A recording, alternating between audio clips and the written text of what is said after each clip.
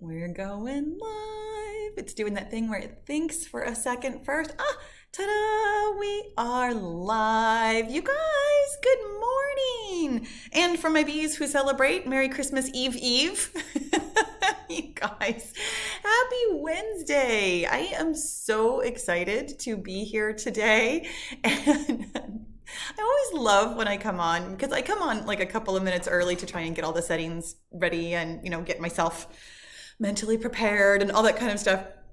And I love to see how many of you are always waiting. I just think that's so cool that you're like excited to be here the same way that I'm excited to be here and hang out together and answer questions. And as per usual, I have way more questions than I could possibly answer. So I'm going to get to as many as I can today. I've really been enjoying this month where I've had a little bit more chance to like get to it every single week. I feel like I'm making a little bit of a dent in the questions that you guys have for me. But good morning, Karen and Amy, who says Merry Christmas. Have I ever enjoyed a white Christmas with my family?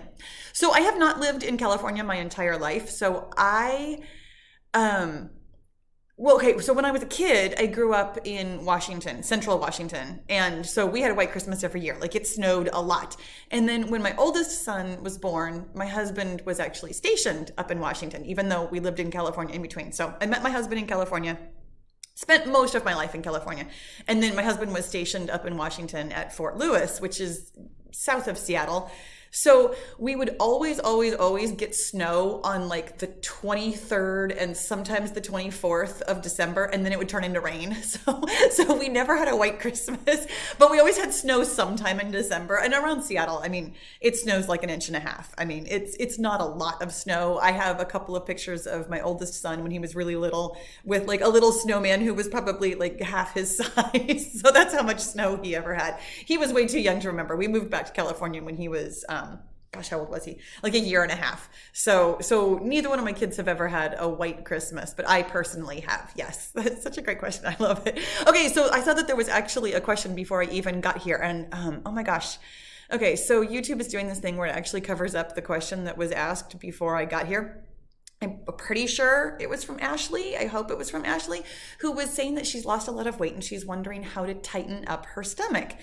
And I will tell you, Ashley, this is a question that I get a lot. And there's actually kind of two parts to it. Well, actually, there's 3 parts to it. Part number 1 is that at a certain age, gravity is going to win this war, like kind of no matter what.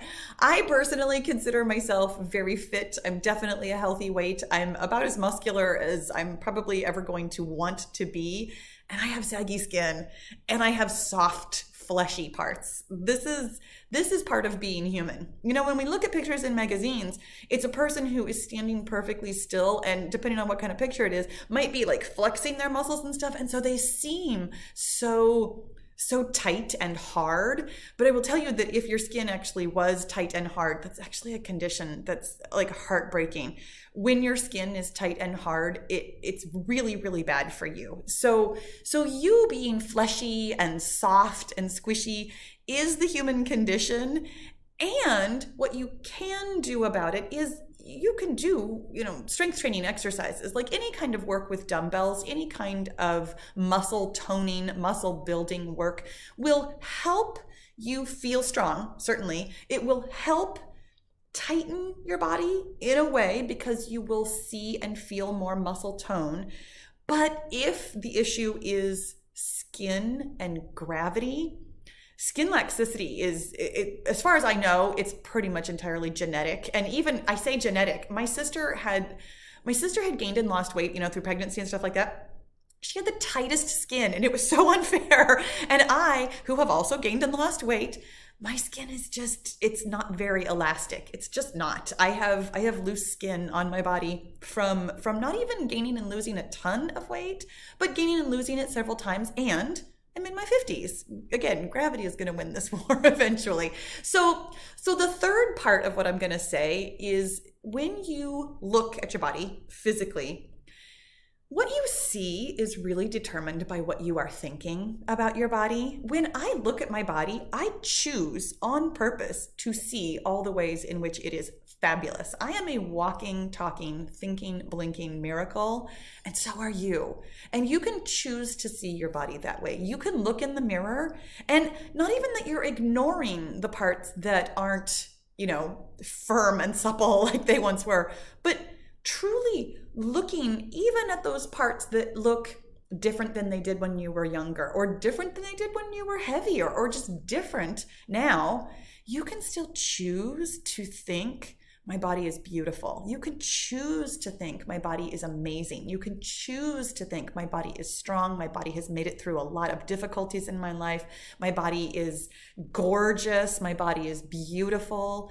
You can think that literally no matter what your body looks like. You could be covered in scars, saggy skin from head to toe, whatever else you have, and you can think that you are beautiful. There's no objective standard for you to meet, and there's no beautiful police who are going to come knocking on your door saying, "Oh, you know what? You can't think that." You, thank goodness, are allowed to think anything you want at any time about anything, but most especially your body. So why not choose to think really nice, empowering, beautiful thoughts about your body? I love that question. And thank you for starting off our day with that one, because that was a really, really good one. Let me say hello to some people. Pamela is here and says, good morning and Merry Christmas. Sarah, hello. It's good to see you. Hillary is here from London. The chat is doing that thing where it skipped ahead that it does sometimes. I know this is user error, you guys, because I mention it every time. I'm on my laptop, and so I'm using my finger to scroll, and I know for a fact that it has something to do with the way that I'm scrolling. It's all me. It's always me. Sandy says hello from Ottawa, Canada. Debbie is here. Good morning and Merry Christmas. Amy, hello. It's good to see you. Good morning from cold and windy central Wisconsin. Also gray. But I just did, oh my gosh, round 5, day 9, and feeling energized. I love it. Great job, Amy. That is so fantastic. Kathy, and for those of you who don't know, round 5 means that she's been doing, generally speaking, it means that they've been doing the weight loss series that I did last January. I have people who are on round 12 this month who are finishing out the year the way they started the year.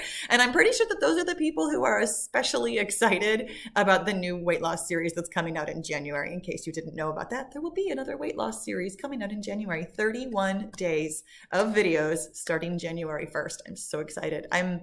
I'm working on filming and thumbnailing and describing and everything right now, and I'm getting super, super excited for it. Kathy says, good morning, Paula. Pamela says, love your glasses. Thank you. These are my reading only glasses. And so when I look up at anything else in the world, I can't see anything. It's really good for short distances though. Sandy says, good morning. Tianka says, good morning, Paula. Oh, it says one Yanka. It's Yanka. I know you, Yanka, from Cincinnati. Thank you. She says, I look amazing this morning. I appreciate that. Leander, it's good to see you. Good morning. Oh my gosh. Leander had 32 centimeters of snow yesterday, which I got to be honest, 32 centimeters means almost nothing to me. I'm going to have to look that up to see how much that is. I have a feeling, here's the thing about being American, just so you know, I have a sense of what inches and feet are. Like if you said a foot of snow, I would know, that's about a foot of snow. 32 centimeters, I'm like, okay, well, a centimeter is about like that. So 32 of those, it probably is about a foot of snow. I just don't know. And I'm going to look it up later. I'm starting to get a sense when you guys talk about kilograms, when you're talking about like your dumbbells or how much you weigh, I'm starting to get a better sense of that, like to hear a number and kind of have an idea in my mind of what it means. But centimeters, I just don't have enough practice yet. And it's something that I'm really I need to work on it. I have enough of you who talk to me in centimeters and kilograms that I really need to actively practice this skill. I remember learning the metric system when we were, those of you Americans who are my age. Do you remember in like 4th grade when everybody was like, America's going metric, this is happening. And then nothing else happened except for like a year where we kind of had to learn liters and stuff. And then we literally never talked about it again. My kids actually got a lot more metrics than I did, but I'm still working on my sense of it. Irene says, good morning and thank you for all your wonderful workouts. Thank you. Rock and roll girl. Always good to see you. Good morning from unseasonably warm and snow-free Chicago. Isn't that crazy when that happens sometimes when you're like, Where's my normal weather? This is so weird. Oh my gosh, so good to see you all.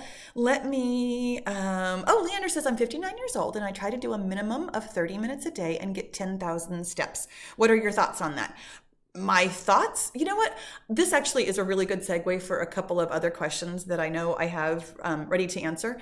My thoughts are always that you should do what's best for you, and that you should pay attention to what is really best for you. Because here's the thing, working with time and steps means nothing. And I say that nicely. I mean, if you are getting the results that you want from that, then that is exactly what you want. And therefore, I think that you're doing fantastic.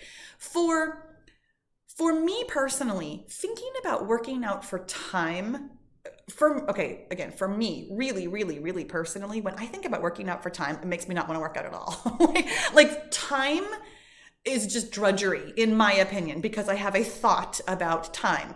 When I work out for a result, like when I'm working out to work on my heart health or to get faster at running or to get stronger with weights, I'm actually thinking about that result. And that result is super motivating for me because I think, oh, when I'm done with this, I'm going to, have built some muscles or whatever it is that I'm aiming for. So for me personally, when people ask me about working out for time, I don't personally get the point because I have thoughts about what it's like to work out for time. I understand what you're saying, though, that you are very likely actually working out for a specific result, that you are working with certain kinds of videos and certain kinds of exercises aiming for a certain kind of result. You, however, would like to meet a standard of time I'm assuming, to feel as though you have reached enoughness. I talk about enoughness a lot, actually. Your brain has a difficult time with the word enough because there's always more to be done. And frankly, there's always less to be done. And it's not really a destination, which is why lots of us do this thing where the destination is 30 minutes or 10,000 steps or whatever it is, whatever the goal of some kind of concrete something is. And therefore, if you are getting what you want out of the 30 minutes, I think that's fantastic. If you are finding yourself, however, pushing beyond. I don't think you're doing too much if that's what you're asking me. It really depends on you personally. There are some people for whom that might not be very much, and some people for whom that would be like an impossible goal to reach. If you personally are getting what you want from your 30 minutes and your 10,000 steps, then it's exactly perfect for you. It totally is. I'm going to ask you to pay attention, though, to your thoughts and your physical sensations, not just your feelings of enoughness or whatever, but your actual physical sensations. If you are finding yourself burnt out or unmotivated or kind of having some nagging pains that you're sort of ignoring, then I would ask you to maybe rearrange your schedule, maybe take a look at what you're doing. But I would ask that of anybody. I would ask that of somebody who's doing 1,000 steps a day and 5 minutes of exercise. How does this feel? Are you getting the results that you want? So yes, I have some opinions, but they're only opinions based on my own experience of working out for time and trying to meet an arbitrary step goal, because frankly, 10,000 steps is really arbitrary. It's something that when fitness trackers first came out, they were like, oh, people need to aim for a number, which is fine. Your brain loves to aim for a number. This is a good thing.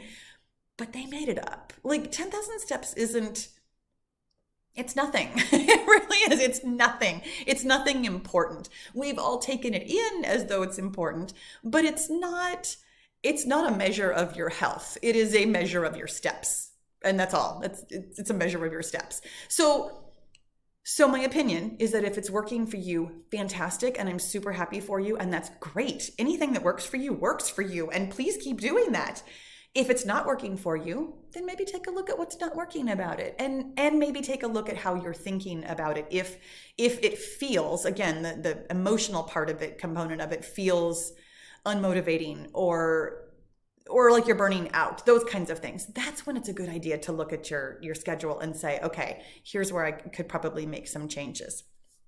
was such a great question. Thank you for asking that. Maria says, good morning from Maryland. Freddie is here and says, have a very Merry Christmas and a Happy New Year. Thank you. Karen is here from, oh my gosh, from England. Says, love your workouts. Oh my goodness. Okay. I totally just lost a bunch of comments. Zainab is here. Good morning, Zainab. It's good to see you, which I think might not be morning for you if I remember correctly. Is asking me why I barely post. You know, I've actually mentioned this a couple of different places. It really depends on where you see me. If you are only on YouTube, well, even if you're only on YouTube, I actually mentioned it in the community post a couple of times. During the month of December, I am doing Q&As like this every single Wednesday only. And I'm not uploading other videos because I'm working on the 31-day series that's coming out in January. I have lots and lots of videos coming out soon, but I happen to know for lots of us that the month of December tends to be, this year is a little bit different for some of us, but still tends to be kind of busy. It is for me too, because I'm gearing up for the new year. So I in years past, in fact, the first couple of years I was on YouTube. One year I think I did like the 12 days of Fitmas. Gosh, that was a long time ago. Oh my gosh, that was a long time ago. So I did like 12 days in a row leading up to Christmas and got almost no views. I mean, at the time, truly, at the time, I probably only had 1,000 subscribers. And then it seems to me like it was the very next year I did like the 25 days of Hitmas or something. I don't remember one of them was Hitmas. I do remember that, where I did like 25 days in a row. Again, the whole month of December. Very, very, very few views. Lots of people are working out. Don't get me wrong. I know lots of you are still working out every single day. You're on it. You're in it. You're totally like still in the game. For, I would say, the bulk of my audience, which is not really you guys. I mean, here's the thing. You guys who come to the Q&As, who know me on Facebook, who are on my email list, you're not the majority. And yes, of course, I still appreciate all of your views and all of that kind of stuff. But the world at large, meaning the bulk of my views, don't really come during the month of December. And so I choose to take this time to kind of, I'm not resting or relaxing. I'm actually really gearing up for January because I know that January will be a very busy month for exercising. And therefore I choose to take December to really focus on January. It's something that I've done for the last couple of years actually is take the time to really, really put out some good quality product for you in January. But don't you worry, I will absolutely be around. Don't you worry. I know when I don't post things for a while, it's like, what's going on? But it's totally fine. I promise I'm still here. It's just that I'm gearing up for something that's coming soon. Sandy says, it's okay, Paula. Most Canadians still don't understand metrics either. I love it. I love it. It's funny how you can have like a sense of something like that just because you're so familiar with it. But even living with it, like I know people who don't have a sense, even Americans who don't have a sense of, inches or feet or something. They just have to measure everything. I think it's a particular way that your brain works. And I don't know what it's called. Asha, whose name I might be mispronouncing, and you guys, you know this, I always apologize if I mispronounce your name. It's not on purpose. I'm just not great at names. Says, great knowing you as a fitness expert. Merry Christmas. Though I reduced a lot of weight, oh, okay. It sounds like you've lost a lot of weight, but you'd still like to be leaner in your lower half is the way I'm reading this and wondering if there are some specific exercises. I will tell you the thing about your walking, talking, blinking, thinking miracle of a body is that it's going to hold weight where it holds weight. It's going to be lean where it's lean. It's going to build muscle where it builds muscle. You can continue to work out regularly, always my suggestion. I also always suggest that you do full body workouts with complex exercises because of a number of reasons. Number one, it's just really way more efficient.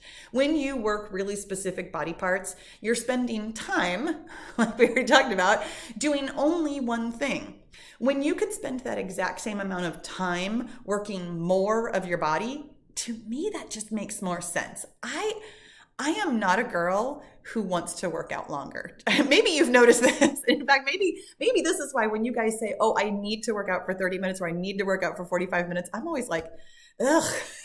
And sometimes I totally work out for 35 or 45 minutes. It's not about that. It's just that wanting to go for longer time just doesn't motivate me. It does not spark joy in me. So I would always rather be more efficient. I would always rather get two things done instead of just one at a time. So I do totally suggest that you do full body exercises. I do suggest that you work out regularly. Your body over time, even if you are done losing weight, your body over time can still change shape through continued exercise. My body has changed shape at more or less the same weight throughout the years of being a healthy weight and being fit because of what I do. So when I change my focus to, more running, or change my focus to more strength training, or change my focus to being a little bit more equal between the two, my body still changes shape and changes where it is holding on to fat and where the skin is sagging and all those kinds of things.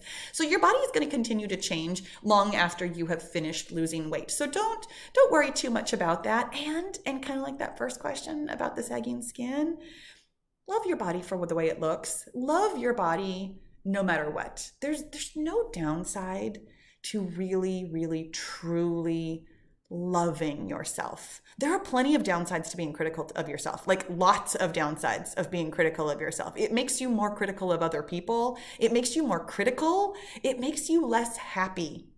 When you just love yourself and you think that you're fabulous, I know lots of us get really worried, like, oh, I'm going to be so stuck up when I love myself this much. No, when you love yourself, what you feel is loving, and that spills out to everybody. When you love yourself, you actually generate the capacity to love other people even more. It is amazing. Try it. See if you can prove me wrong. I love it. Shirley, good morning. It's good to see you. Sandy was saying it's okay. Most of us Canadians are actually bilingual. I love it in terms of measurements. Laura says, oh, how funny. I love it.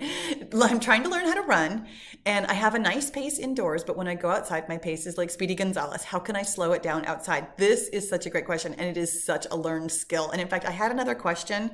And I apologize. I got a lot of emails and I curated several of the questions, but didn't have a chance to finish curating because I knew I wasn't going to be able to answer every single one of them.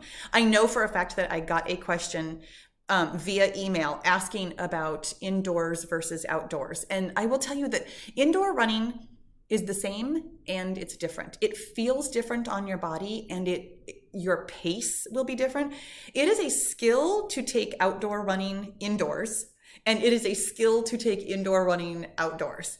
The best thing that I can tell you is to practice. Practice and think about it. Think about how your body is moving. Think about how you are feeling. Think about how everything is all working together. And honestly, in a lot of ways, think about it as a new skill. Yes, you know how to run. Yes, you're perfectly capable of running in a way that totally makes sense. But when you take it outdoors or when you take it indoors, you need to treat it like you're brand new at it. Slow down in terms of like how far you think you're going to go. Slow down in terms of like, just pay attention to your breathing, pay attention to maybe taking more walking breaks. Just go ahead and be patient with yourself. And in the case of the person who emailed me, who was really talking about having a lot of soreness in her calves and Achilles, foam roll, foam roll, foam roll. And again, with thinking of it as a new skill, back way off of the amount of time or distance that you are used to running in the other place. If you have been running for a half an hour indoors, take it like 5-10 minutes outdoors. If you've been running a half an hour outdoors, take it 5-10 minutes indoors. Let your body adapt. There's really no downside to being super, super patient with your body and letting it figure itself out.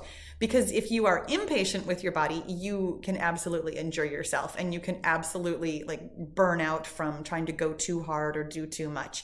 Just go ahead and treat it like it's all new and it's all just fun and interesting.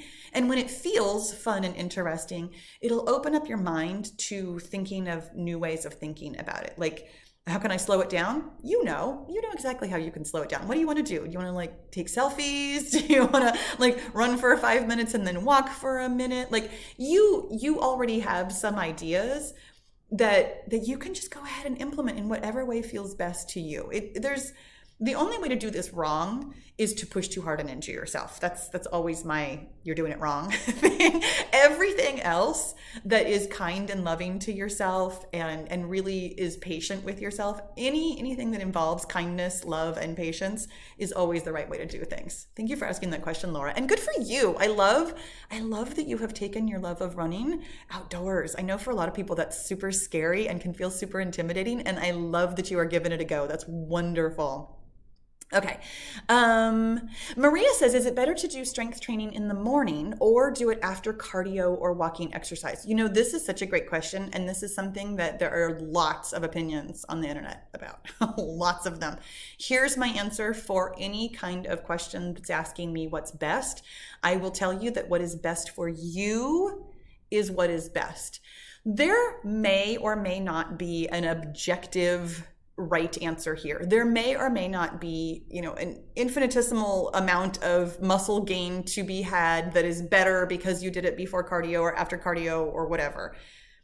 I'm assuming, because you are here on my channel asking me questions, I'm assuming you're not an Olympic caliber athlete. I know it's a stretch, but I don't think any of us are.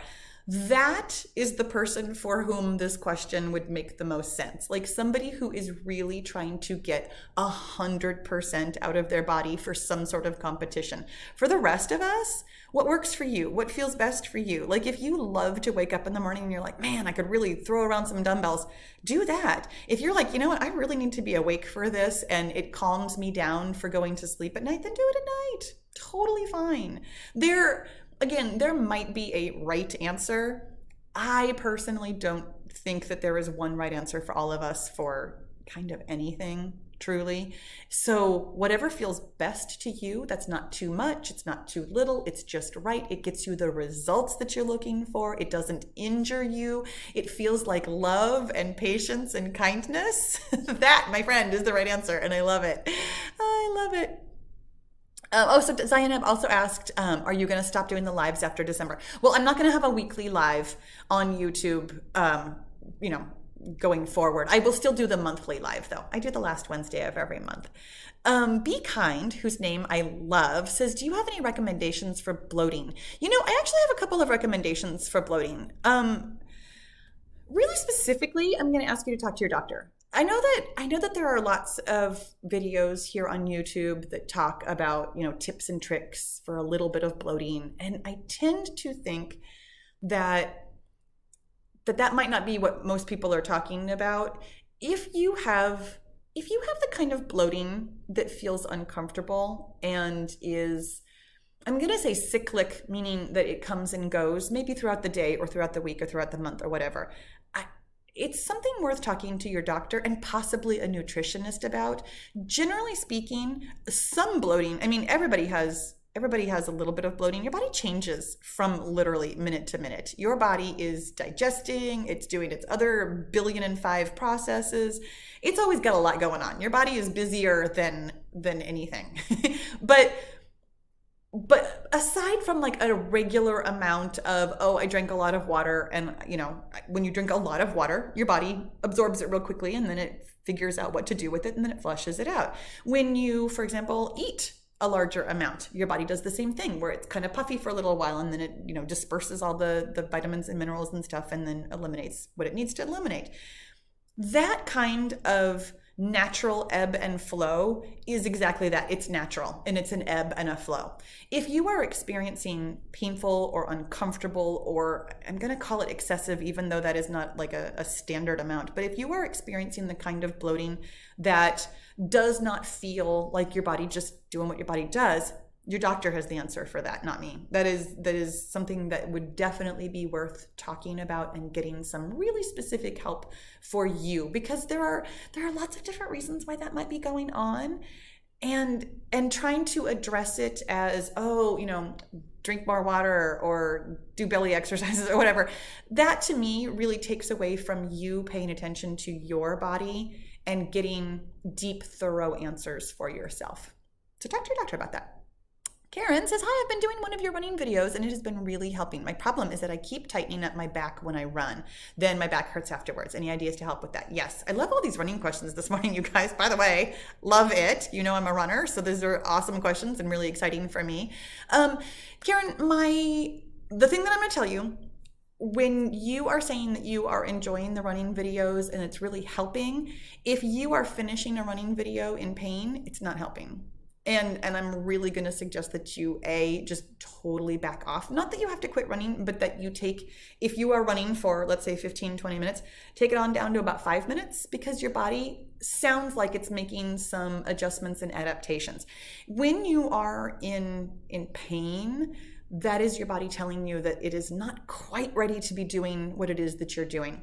I'm going to suggest, especially if you're relatively new to running, that you spend as much, in fact, possibly even more time on core strengthening exercises, like really specifically core strengthening exercises and total body strengthening exercises, like with dumbbells, so that you can get better at running. Running sounds so simple. I mean, it's the thing that our body does really naturally, but in our modern lives where we do a lot of sitting and we really truly don't spend a lot of time on our core strength, running can be injurious, as you've noticed, that your back tries to take on some of the work. Your back is taking on work that your glutes and your abs should be doing. Your glutes are your butt, by the way. You know that you know what your abs are, it's your stomach. So when those muscles aren't as strong as they could be, and by the way, your glutes and your abs are your core. So when I'm talking about core strengthening, I'm talking about exercises for your butt and for your abs. And not just squats, although, squats are good, planks are good. I have quite a few videos about like beginner core strengthening type work that I would really suggest for you. If you do a YouTube search for, Pahla B fitness core strength, I've got tons. In fact, on my actual YouTube page, on the very front page, there's a getting started with core strengthening section so that you can find it really, really easily. I'm going to suggest that is likely the problem. I'm also going to suggest that if it's painful for a little while and then it's fine, that core strengthening is probably in your best bet. But if it's that your lower back is in pain and it kind of stays in pain, go see your doctor. Always, always, always. Your doctor will have the best suggestion for all these kinds of things, because there might be something else going on. I mean, my easy answer is core strengthening, but there could totally be something else going on that's worth looking at also. When in doubt, you guys, and this is for all of you, when in doubt, go talk to your doctor. Any pain, anytime, ever. And I know that lots of us are like, I don't really want to bug my doctor right now, or don't really want to go to the doctor right now. Totally get that. But your concerns are still valid no matter what else is going on in the world. Your body is your body, and it absolutely works its best when it's not in pain. So go take care of your pain. Oh gosh, okay, I skipped a whole bunch of them and I apologize for that, you guys. Hello to everybody. How about that? Hello to everybody. Pamela says, how many days a week do you work out? Do you do another workout on days that you film? It really, really depends. And I know that that's not like the easy answer that you were looking for. I do some kind of something almost every day. Every once in a while, I might plan on filming and then something happens, like really terrible weather. I'm looking out the window right now where it's like, okay, if I were to film, I don't even think anybody would be able to see it. And I'm capable of doing some stuff on my editing to be able to like brighten things up, but on really, really dark days, it's quite difficult to film. So sometimes I might like plan on filming and therefore don't do another workout, but then don't get around to filming, or there's a reason why I can't film, and then I just don't end up working out. It's pretty rare though. I do something, I'm going to say I do something probably 350 days of the year. But it really depends on what that is. It's not always a formal workout. It's not always like a big deal. I don't always get sweaty. I don't work out for time. I work out for results. And most of the time, the results that I'm looking for are having a video to upload. And some of the time, my results are I'm aiming for some kind of running event. Right now, all the running events are virtual, so I'm not really doing as much running as I have done in the past. So most of the results that I am looking for right now are results for you, meaning videos. So that is really, really my focus. I do I do put that on my calendar first, and then everything else that I do is for myself, kind of supplementary. Oh, Lucy says, good morning, Paula from Delaware. I've been taking the time to listen to your podcasts, and thank you. I'm so glad that you are enjoying that. That's wonderful. I love making the podcast. It's my favorite thing because I just talk.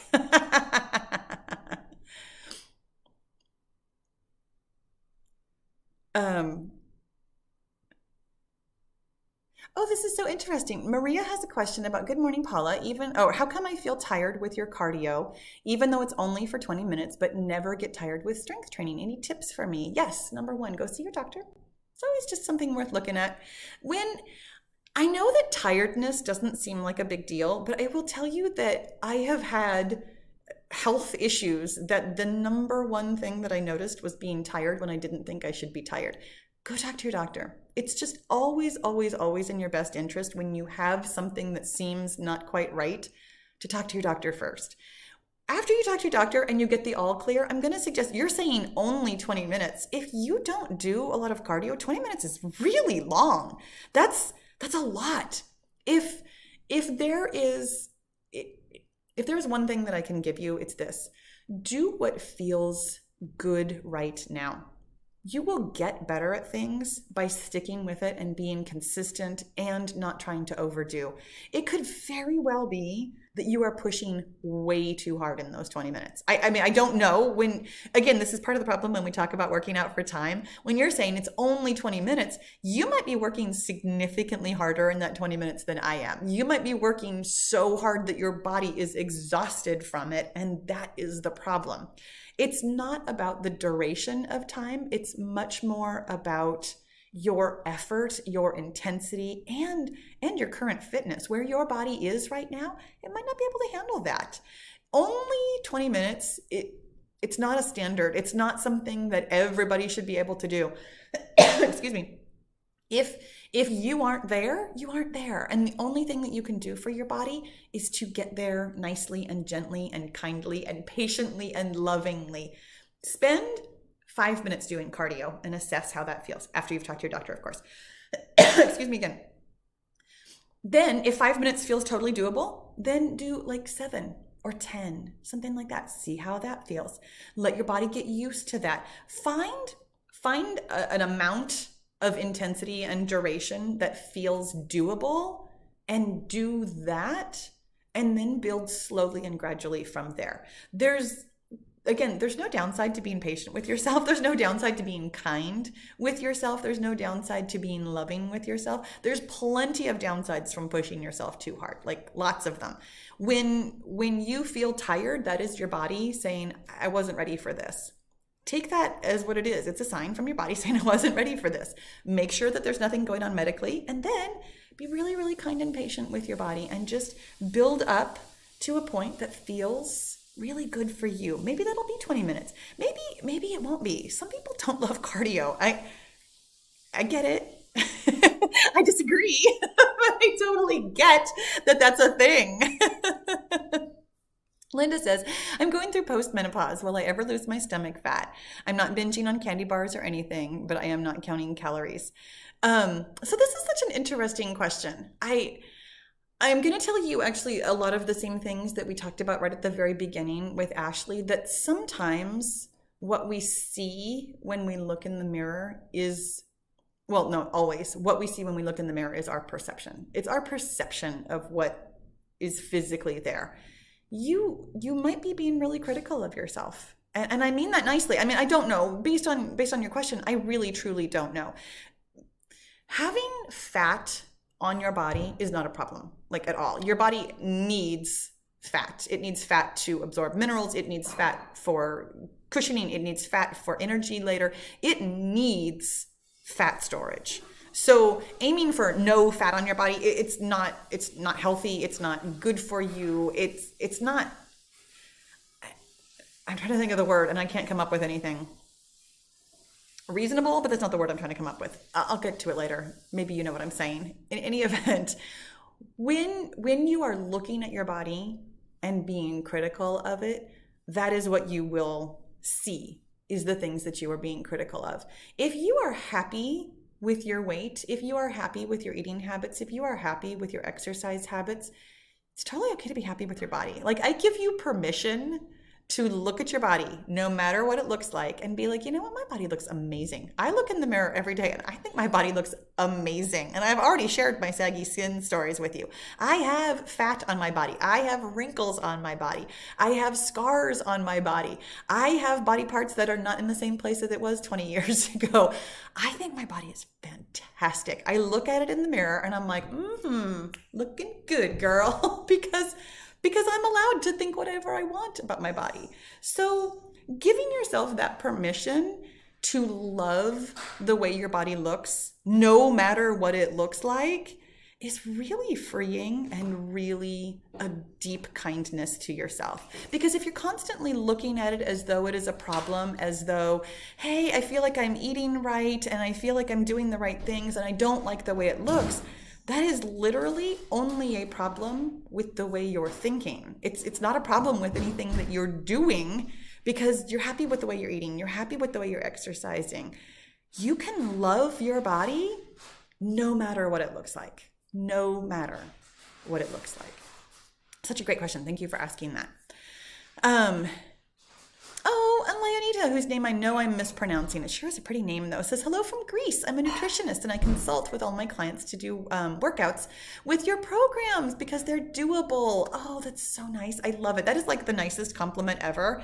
I love that my workouts are accessible, that they are doable, that for some people, they feel too easy. I love that because it means that I'm meeting you where you are. And I'm so, so happy about that. Linda also had a question. Isn't running bad for your knees? I've heard bad things about running.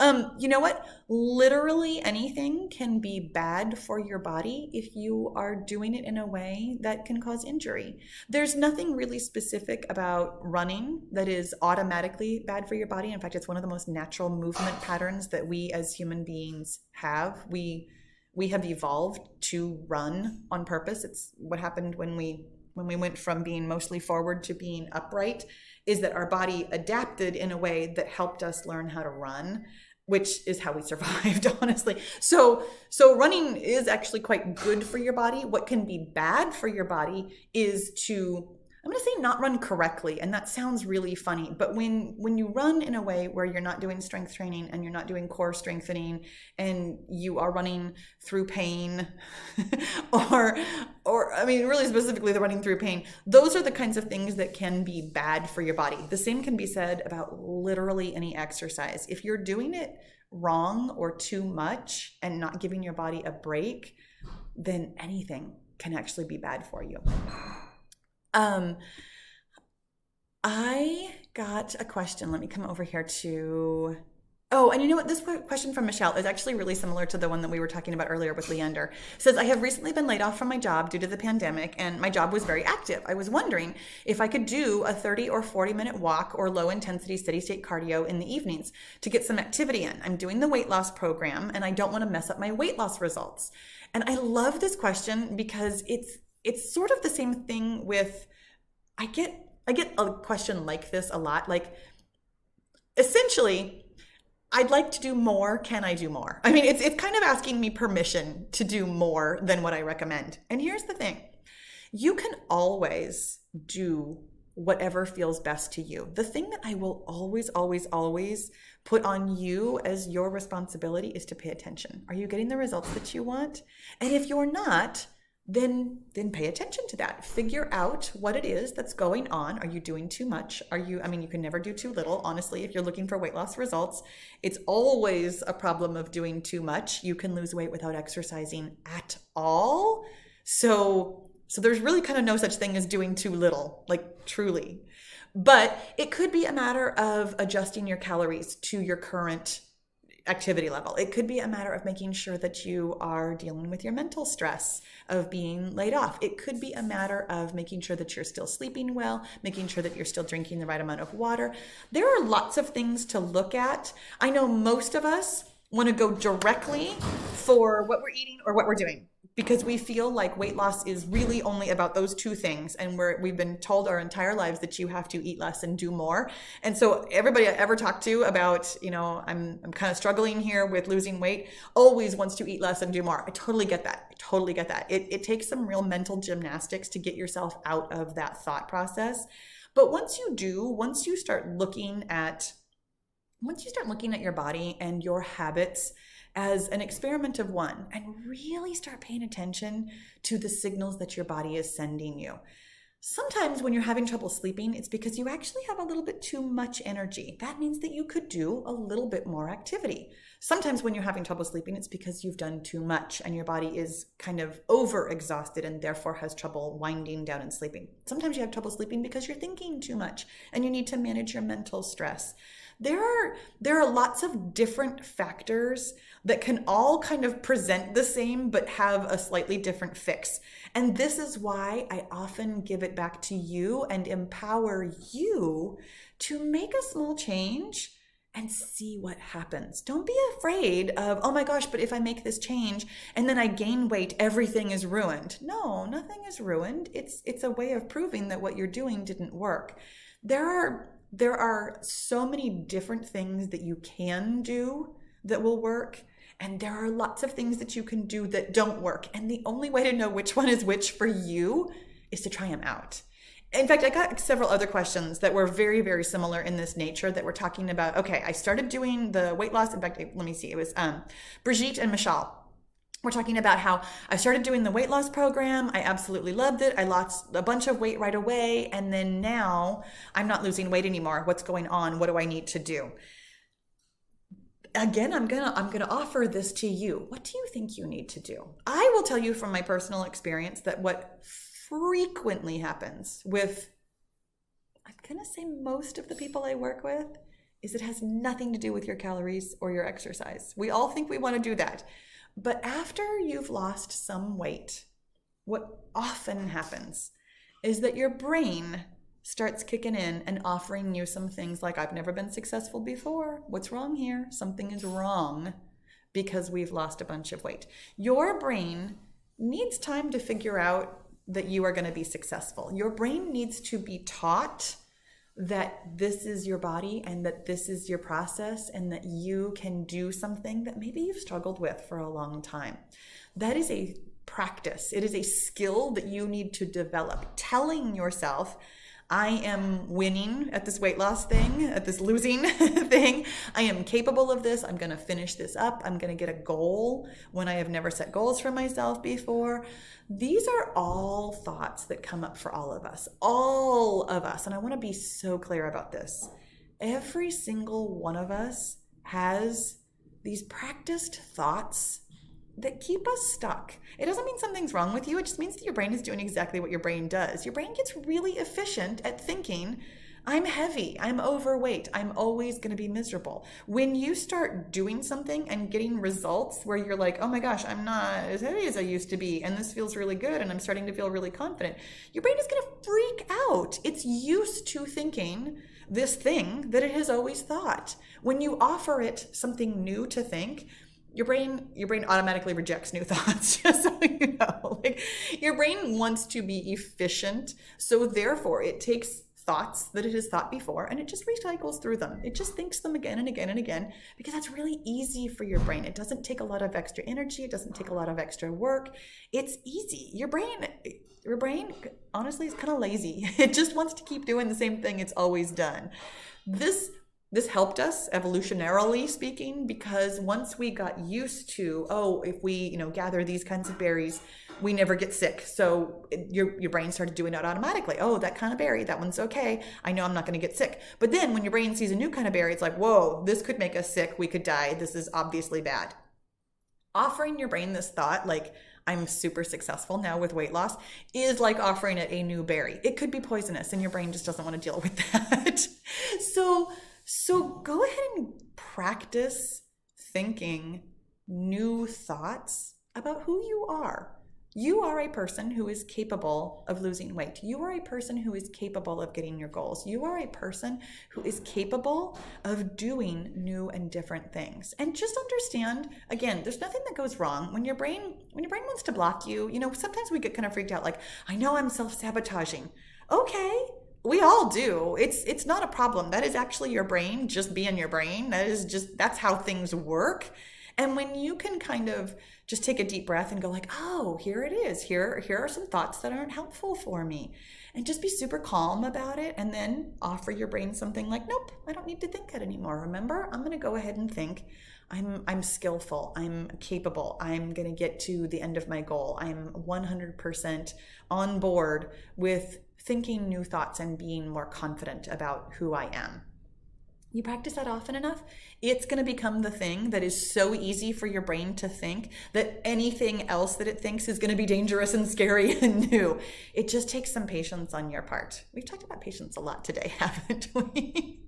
You guys, I've got time for a couple more questions, and I had one from Wendy that I wanted to make sure that I get to, because I think that this is something very interesting for lots of us. I've lost a lot of weight, almost 60 pounds. My granddaughter asked me where my jiggle was. I love that question. It's so funny because I remember being a small child and saying things like that to my grandmother too. But how do I deal with my daughter not being very supportive? I believe she's a bit jealous, and I've lost how I'm reading this, but it says I'm here every day homeschooling my daughter, and it's starting to make me feel bad. And I love this question specifically because of the way it's worded about somebody else's opinion making us feel bad. And here's what I want to offer you, like, super quickly, and this works for anything. Nobody else actually makes you feel anything. Other people behave or say or do the things that they do. It just is. I mean, other people have full autonomy to say and do anything they want, which, yes, means that they can lie, they can cheat, they could steal, they can die unexpectedly, they can leave, they can do anything. We have no control over that. But the things that they do and say don't actually control anything about us. We have thoughts about other people. And I know you know this because you have thoughts about other people all the time, as do I. I have thoughts about other people all the time. And yes, sometimes when we have thoughts about other people, that energy shows up no matter what we're saying. That, you know, you might say, oh, you look great. But if you're super jealous and like mostly just jealous about somebody else losing weight, you know that comes across no matter what words are coming out of your mouth. So we can sense what other people might be thinking, might be feeling, but we will never, ever, ever truly know what somebody else is thinking or what somebody else is feeling. And this is what I'd like to offer you in this situation, Wendy, is that your daughter might actually think that you look amazing. And it might have nothing to do with you, the way that she's behaving. She might be upset about something else that she hasn't shared with you. She might be struggling with something that you don't know. So when you are perceiving it like, oh, she's not supportive, and maybe she's jealous and this is hurting my feelings, understand that that is a thought that you are having about her behavior. And you've already mentioned that she might be jealous, and it's absolutely true. She might be. Let's kind of follow through on that one really quickly. You know what it feels like to be jealous. I mean, I feel like everybody knows what that feels like. Being jealous is hard. And when you can look at somebody else and suspect that maybe they're feeling jealous, go ahead and let that open up in you some compassion. When somebody else is jealous, that's a really difficult feeling to deal with. It might actually be really, really hard for her to see your success. And I don't mean that you have to do anything about that. You don't have to fix that. You do not have to gain the weight back. You don't have to do anything about that. But simply understanding that somebody else has their own feelings, and that their feelings actually have nothing to do with you. If she's feeling jealous, it's because of her own thoughts about herself. It's not about you at all. You might be a person, in her field of vision who is bringing up these thoughts for her. Her brain is going to offer her the same old thoughts that it's always had. You're never going to be able to lose weight. This is hard for it's easy for everybody else, but it's hard for you. Whatever it is that she's thinking, that's her thoughts to think. In this situation, you can think anything you want rather than choosing to make it hurt your feelings. Because that's the thing, when somebody else says or does anything, we choose whether or not it hurts our feelings. And I know it doesn't feel like a choice. I get that. I understand your resistance to what I'm saying right now. It doesn't feel like a choice. It comes so naturally. We have these thoughts that our brain is really efficient at thinking. That hurts. I don't like that. But it's still subconsciously a choice because there are so many other things that you could think. You could, for example, have some empathy and sympathy for your daughter possibly feeling jealous. You could also, and I say this lovingly, you could ignore that and still feel amazing about yourself. Because why not? I mean, again, when you feel loving and amazing about yourself, it radiates out in kind of the way that we were talking about when you feel jealous, and no matter what you say, that energy kind of goes out into the world. When you feel loving and amazing about yourself, that is the energy with which you will come to your daughter. You can love yourself and love your daughter, and she can have her own thoughts and feelings about everything in the world. It's kind of freeing when you think about it like that. You're not responsible for what she thinks. You are responsible for what you think, though. And that means that you get to choose. You don't have to feel bad because of somebody else. Ever. Ever. Ever. I love that. It is something that I actually have to remind myself of all the time. Like, I'm not responsible for other people's feelings. That was a burden I carried around for a long time. Like, really, 40 plus years. I carried that around. Like, I have to make other people happy. I have to make other people like me. I have to make other people, not angry or not upset or not whatever. It's like, no, I get to feel any way I want to. Other people get to feel any way they want to. And I can think anything I want. I love it. And that might be just about it. I think I have time for one more. Let's go see. Shauna says, Paula, just the fact that you take time to give such wonderful explanations is fantastic. That was so nice. That wasn't even a question. That was so nice. Thank you, Shauna. I really appreciate that. Shauna has been a bee for a long time. I recognize your name, my friend. You have been leaving comments, and I totally appreciate that. I know lots of you watch on TV, and you can't get to the description box or the comments or anything when you're watching on TV. And first of all, I love that you invite me into your living room and your basements and stuff, like larger than life. Like, thank you for that. Because I mean, I know. And I really appreciate that. But also, I do really appreciate it for those of you who do watch on like desktop or, mobile or whatever, when you take the time to leave a comment, because it means that I get to know you a little bit. And I really, really enjoy that. Okay. Kay says, could you describe and demonstrate what is meant by engage or brace your core?